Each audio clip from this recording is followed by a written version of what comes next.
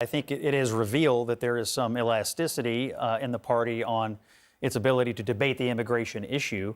Certainly there are hardliners on immigration who have supported Donald Trump. He himself has been a hardliner, but he has also said repeatedly, publicly, that he wants immigration reform, that he wants to do something for the Dreamers. He has also talked about the need for people to come in to the country to do certain kinds of things.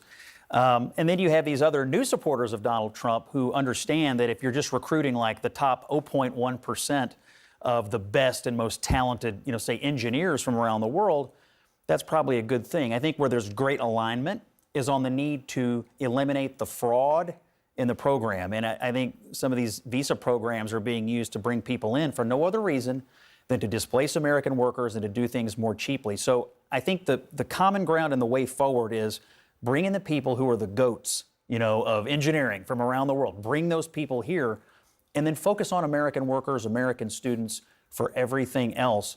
And that would be a good blend of how I think this is going to move forward. That might be the case, but Laura Loomer is saying don't bring Indians into America. I mean, she's pretty clear about what she's doing. I don't know if she's watched many Bollywood movies, but not only are they very good, but they're actually a lot more modest than Hollywood films. So that comment was a little bit off base, but I think what we're calling the tech right versus the MAGA right is really a long-standing split in the Republican Party between libertarians and conservatives. The Republican Party has been holding together those two groups for a long time, and they agree on about 70–80% of stuff. This is a thing they've always disagreed on. Libertarians value economic growth and efficiency and free markets above all else. Conservatives go halfway there, but at the end of the day, will side with protecting American workers from foreign competition. So, you have to give credit to Donald Trump for holding those two coalitions together throughout the entire campaign so that this fissure didn't actually come to light until after they won. And now you're seeing it come to light. So where did the significant contingent of ethno-nationalists fall within the conservatism and libertarianism frame? I mean, to me, that doesn't necessarily fit within either of those two. And I think it is a significant thing within the MAGA coalition. But it also, this debate reveals something broader. You've got, I think, a very incoherent MAGA coalition for years now, where you've got business elites driving the policy discussion, setting the policy agenda, as working class people are oftentimes getting screwed. I mean, the top priority for this incoming administration is going to be tax cuts for the wealthy.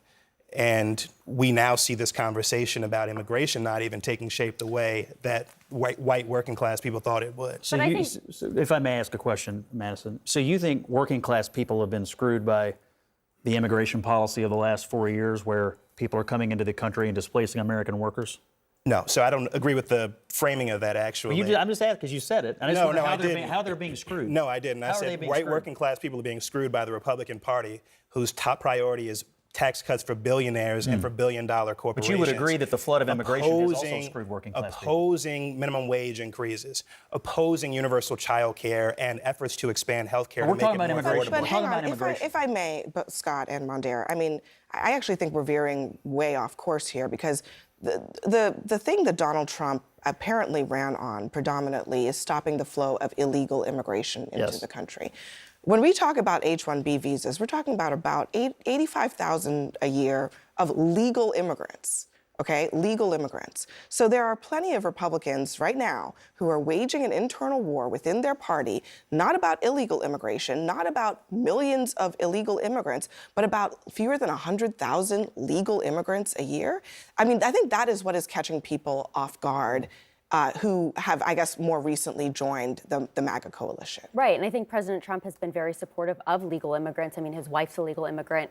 He's expressed this sentiment many, many times. You look at Elon Musk being a great example of someone who came here on an H-1B visa himself. And so I think this is very important that we continue to have the H-1B visas. We want to be competitive in the global economy. But the reality is, and President Trump has also talked about this on many occasions, we don't want to see people coming here being educated in our institutions, being that top 0.01% that Elon Musk or that Scott mentions earlier in engineering or in other fields, and being sent to work for Chinese companies or being sent to work for these other companies. And so we want to make sure that we can continue to have those people coming here, working here, and helping us grow, which helps American workers. But at the same time, we've seen a lot of issues with the H-1B visas. We've seen these workers exploited and American workers hurt in this process. And so I think there's a lot of things and a lot of questions that are coming up in this debate that are legitimate questions. And so I think on both sides, there is a lot of positive coming out of this. And I think it's something that needs to be hashed out, not just by Republicans, but by people across the country.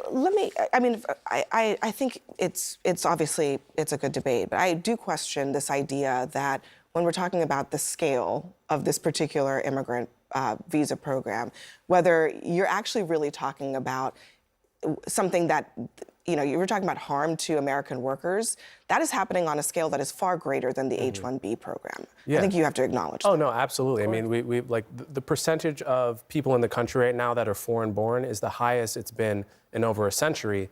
That's not a H-1B visa problem. That's a southern border problem. So that's if not 99%, at least 90% of the immigration problem we're talking about. Trump, if you recall, actually, when Trump went on the All In podcast, which is the most popular podcast on the tech right.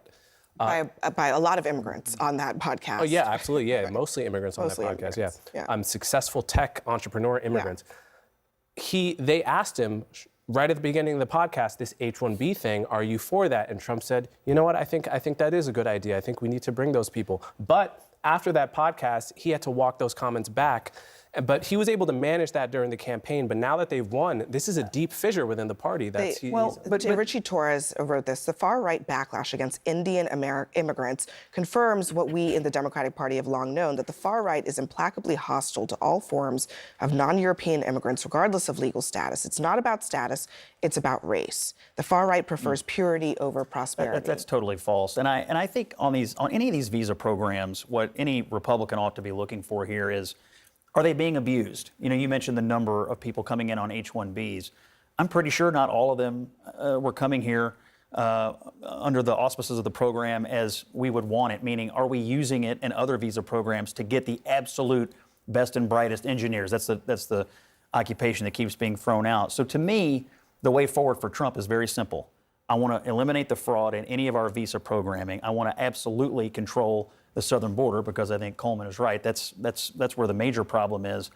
We can walk and chew gum at the same time here. If we're recruiting top talent from around the world and eliminating all of the illegal immigration at the southern border, my suspicion is everybody would be quite happy with this after the next couple of years. Not everybody. I think that's the point, Scott. I think you're continuing to ignore that there are plenty of people who are saying pretty clearly they don't want immigrants to come to this country, whether they are legal or not. I'm not making that up. Well, we're going to have, look, I hate to disappoint it. We're going to have some legal immigration. Trump has said we're going to have some legal immigration, and he's the commander in chief, and that's what we're going to do.